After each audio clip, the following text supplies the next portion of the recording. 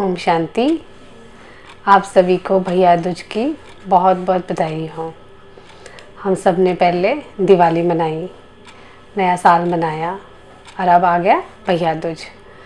तो भैया दूज का हम महत्व मत जानते हैं कि भारत में देखा जाए तो भाइयों के दो त्यौहार हैं, एक है रक्षाबंधन और दूसरा है भैया दूज। तो हर एक त्यौहार का कोई ना कोई एक रहस्य होता है। इसी तरह भैया दूज का भी हम कहानी सुनते आए हैं कि यमुना ने अपने भाई यमदूत को अपने घर बुलाया था। तो यमदूत भी क्या है, खुश हो गया कि मेरे बहन यमुना मुझे बुला रही है। तो अपने खुशी से अपनी बहन के घर जाता है और वहाँ खुशी खुशी जाता है। यमुना भी अब खुश हो जाती है कि मेरा भाई मेरे घर आया हुआ, और दोनों बहुत खुश होते हैं मिलके। और यमुना अपने भाई को कहती है कि आज आए हो मेरे घर तो खाना खा के जाना। तो भाई भी हाँ कर देता और भाई खुशी प्यार से उसको खाना खिलाती है और भाई खाता है। खाने के बाद फिर यमुना अपने भाई से एक वरदान मांगती है। तो भाई इसको कहता है कि मांगो जो चाहिए वो। तो यमुना कहती कि आज के दिन कोई भी भाई को इसका जीवदान देना, इसको मृत्युलोक में ना ले जाना।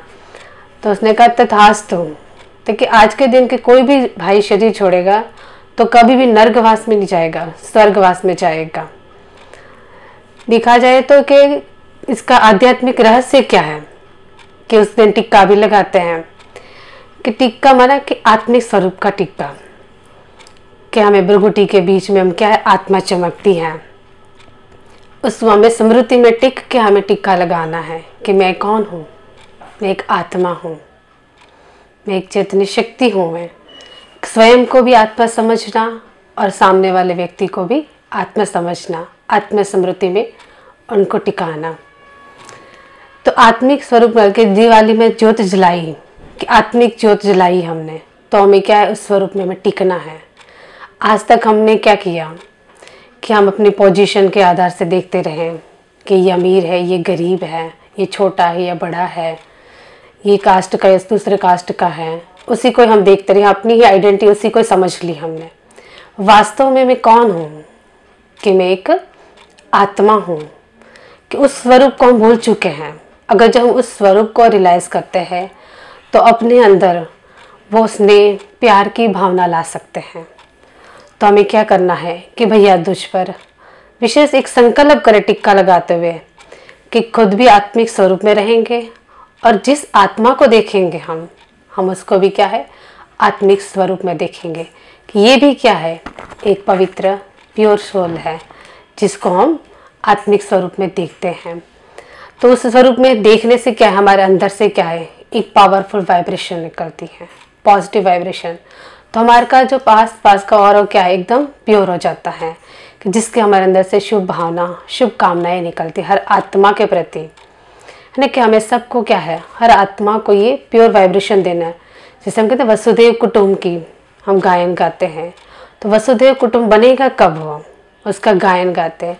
तो उसको बनाने के लिए पहले हमें अपने उस आत्मिक स्वरूप में टिकना है और सबको आत्मिक स्वरूप में देखना है। कि आज तक तो हम यही देखते रहे कि इस धर्म का है, ये उस धर्म का है, या ये अमेरिकन है, ये इंडियन है, उसी में हम बैठे रहे। पर हमें उससे अब बाहर निकलना है और अपने भाई भाई की जो भावना है उसको अपने अंदर लाना है। क्योंकि वो भावना जब हमारे अंदर आती है तो हमारे अंदर क्या है, स्नेह प्यार, उस पवित्रता का वाइब्रेशन अंदर आते हैं और जिससे क्या हमारे चारों तरफ का वातावरण भी शुद्ध हो जाए और ये सृष्टि क्या है, परिवर्तन होती जाएगी, जिसका हम गायन गाते हैं सतयुग। तो सतयुग तभी आएगा जब हमारे अंदर ये आत्मिक दृष्टि बढ़ती जाएगी, भाई भाई की दृष्टि। जब ये शरीर में आते हैं तो हम भाई बहन की दृष्टि में आ जाते हैं। सिर्फ ये त्यौहार भाई बहन का ही नहीं है, पर हमें क्या है, भाई भाई की दृष्टि रखनी है ये। तो सच्चे अर्थ में क्या, हमें टिक्का लगाना माना आत्मिक स्वरूप में टिकना। उस स्वरूप में टिक कर हमें क्या, एक साल पूरे जीवन पर हमें इस आत्मिक स्वरूप में टिकने का एक संकल्प लेना है हमें।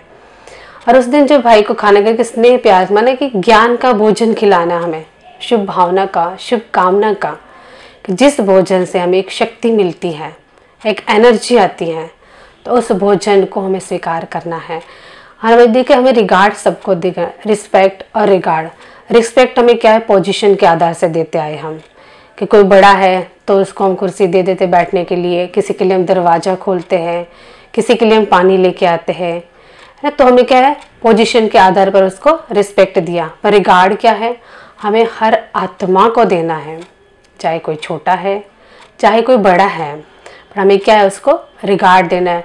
जैसे मान लो कि हम परिवार में रहते हैं या ऑफिस में जाते हैं, तो कोई हमारे से सीनियर है तो हमें उसको भी रिगार्ड, अगर कोई हमारे से जूनियर भी है तो उसको भी हमें क्या है, रिगार्ड देना है।